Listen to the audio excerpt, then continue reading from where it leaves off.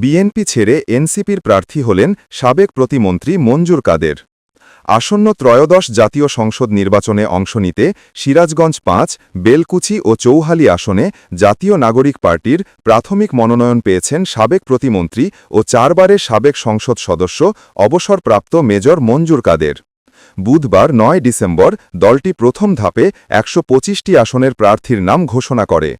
বিকেলে এক ফেসবুক পোস্টে এনসিপিতে যোগদানের কথা জানান বিএনপির জাতীয় কার্যনির্বাহী কমিটির সাবেক এই সদস্য। তিনি লেখেন, বাংলাদেশের এই অগ্রযাত্রা ও নতুন রাজনীতির ধারণায় বিশ্বাস রেখে এবং জনগণের অধিকার প্রতিষ্ঠার সংগ্রামে ঢাকা বিশ্ববিদ্যালয়ের একজন প্রাক্তন ছাত্র হিসেবে নিজেকে সম্পৃক্ত করার অঙ্গীকার নিয়ে আমি জাতীয় নাগরিক পার্টিতে যোগদান করেছি এবং জাতীয় সংসদ নির্বাচনে সিরাজগঞ্জ ৫, বেলকুচি চৌহালি নির্বাচনী এলাকায় মনোনয়ন পেয়েছি।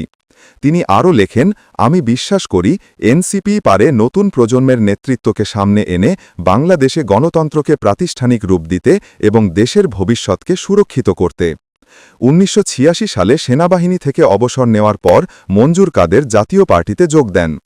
একই বছর এবং ১৯৮৮ সালে পাবনা ১, সাথিয়া বেড়া আসন থেকে তিনি সংসদ সদস্য নির্বাচিত হন। ১৯৮৮ সালের ৩ মার্চ থেকে ১৯৯০ সালের ৪ ডিসেম্বর পর্যন্ত পানি সম্পদ প্রতিমন্ত্রীর দায়িত্ব পালন করেন তিনি। পরবর্তীতে ১৯৯৬ সালে জাতীয় পার্টি ছেড়ে বিএনপিতে যোগ দেন মঞ্জুর কাদের। ওই বছর পাবনা ১ আসন থেকে এবং ২০০১ সালে সিরাজগঞ্জ ৬, চৌহালি ও শাহজাদপুর আসন থেকে বিএনপির প্রার্থী হয়ে সংসদ সদস্য নির্বাচিত হন। পরে সীমানা পুনর্নির্ধারণের মাধ্যমে এই আসনটি সিরাজগঞ্জ ৫, বেলকুচি চৌহালি হিসাবে গঠিত হয়। ২০০৮ সালের নির্বাচনে এই আসন থেকে বিএনপির মনোনয়ন পেলেও মাত্র ২৫২ ভোটের ব্যবধানে আওয়ামী লীগ মনোনীত প্রার্থী আব্দুল লতিফ বিশ্বাসের কাছে পরাজিত হন তিনি। এবারও সিরাজগঞ্জ ৫ আসনে বিএনপির মনোনয়ন চেয়েছিলেন মঞ্জুর কাদের। তবে বিএনপি এই আসনের জন্য কেন্দ্রীয় কমিটির রাজশাহী বিভাগীয় সহ সাংগঠনিক সম্পাদক আমিরুল ইসলাম খানকে আলিম বেছে নিয়েছে।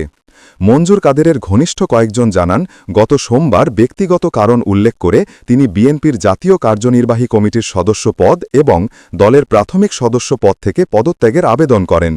গতকাল কেন্দ্রীয় বিএনপি আবেদনটি গ্রহণ করে। এরপর তিনি এনসিপিতে যোগ দিয়ে মনোনয়ন পান। এই আসনে তাকে বিএনপি প্রার্থী আমিরুল ইসলাম এবং জেলা জামায়াতের নায়েবে আমির আলী আলমের সঙ্গে লড়তে হবে। এই আসনে এনসিপির যুগ্ম সদস্য সচিব মাহিন সরকারও মনোনয়ন প্রত্যাশী ছিলেন। তবে মঞ্জুর কাদের মনোনয়ন পাওয়ার পর তিনি ফেসবুকে তাকে অভিনন্দন জানিয়েছেন।